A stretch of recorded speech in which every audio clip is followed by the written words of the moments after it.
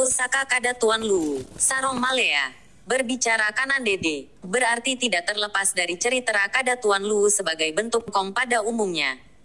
Berbicara kanan dede, berarti cerita yang akan mengutarakan tentang usaha, perjuangan, persahabatan, sumpah, janji, hak, kewajiban, strata sosial dan pengkhianatan budaya yang bila disimpulkan akan memunculkan suatu cerita yang unik dan menarik. Dari keunikannya tersebut memunculkan suatu legenda cerita rakyat turun-temurun yang tak tertuntun dengan berbagai versi. Dari perbedaan versi tersebut sehingga menarik untuk dikaji yang jika disimak berujung pada politik untuk mencapai tujuan utama untuk menjadi pemangku adat di tanah Rongkong. Konon ceritanya, setelah terbentuknya pemangku adat Marongko disempurnakan menjadi Rongko kemudian diubah menjadi Rongkong, dan pada akhirnya terpecah menjadi Rongkong Sambualambe, Rongkong Kanan Lelua, dan Rongkong Siteba. Dari keturunan pemangku adat pertama putera dari Balalilo Tikala, salah seorang dari putera atau puteri mereka menikah dengan bangsawan di Kanan Dede yang mana bangsawan pemangku adat Kanan Dede akarnya berada di Tondok Tua Kalotok.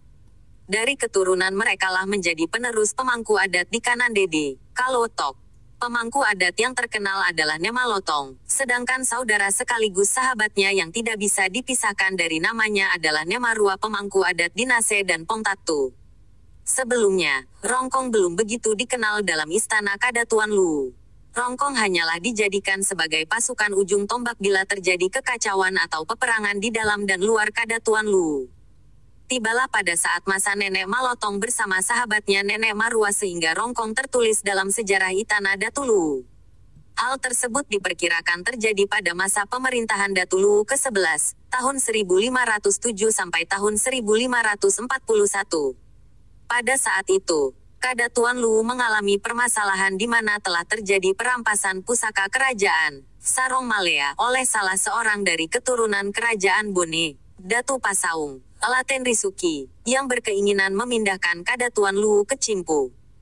Peristiwa tersebut tidak diterima baik oleh kalangan istana dan para pemangku adat di tanah Lu. Maka dikumpulkanlah bala tentara kerajaan dan seluruh lapisan masyarakat tanah Lu untuk merebut kembali pusaka kerajaan tersebut. Para petinggi istana dan pemangku adat seluruh Kadatuan Lu berembuk dan berkumpul di istana menyusun rencana dan strategi untuk melaksanakan perebutan kembali pusaka Sarong Malea. Pasukan dipersiapkan, markas pasukan Rongkong di Siteba jadi ramai dipenuhi oleh prajurit perang tanah Rongkong yang dipimpin oleh Tomakaka Nemalotong bersama sahabatnya Nemarua. Genderang perang telah diperdengarkan, panji kebesaran telah diarak, bala tentara berbaris rapi, berangkatlah mereka menuju medan perang demi memperebutkan hak yang dirampas. Dalam perjalanannya, mereka istirahat dan membangun benteng pertahanan di suatu daerah yang bernama Benteng Lu, tepatnya di antara Kampung Kera dan Kampung Siwa. Bala tentara tersebut mengatur siasat untuk memasuki daerah lawan sekaligus mengintai ada berapa jumlah kekuatan lawan kala itu. Di suatu sudut, ada salah seorang pasukan sekaligus pemangku adat yang kurang dianggap, karena namanya tidak pernah dikenal sebelumnya. Dia adalah Nenek Malotong Turongkonge. Merasa terkucilkan, dan dipandang remeh, maka dia berinisiatif untuk membuktikan kemampuannya demi harga diri serta keberlangsungan suku Rongkok pada masa yang akan datang. Tanpa sepengetahuan bala tentara Kadatuan Lu, sehari sebelum penyerangan yang telah direncanakan, bergeraklah Nenek Malotong seorang diri menjalankan misinya untuk merebut Sarong Malea. Menjelang malam hari, tatkala gelap menyelimuti, dengan kesaktiannya melompatlah dia ke dalam kubu pertahanan lawan. Dengan senjata pinainya dia mengamuk menghabisi siapa saja yang ada di sekitarnya, berbekal dengan kesaktiannya, Tabuale. Dia melompat ke sana kemari merengsek dan mendesak hingga masuk ke istana Datu di Cimpu. Tabuale adalah salah satu dari kesaktian Nenek Malotong yang dapat mengeluarkan suara bising dan menyerupai suara pertempuran. Konon, suara-suara yang dihasilkan tersebut membuat pasukan kerajaan Bone saling membunuh karena menganggap teman mereka adalah lawannya. Hampir seluruh bala tentara, pengawal istana sampai pada raja pun ikut terbunuh atas kejadian tersebut. Setelah merasa semua aman oleh Nemalotong, diambillah Kalapendang, Sarong Malea, dan ditebas kepala sang pemimpin pasukan lawan tersebut untuk dibawa kembali ke istana Kadatuan Lu.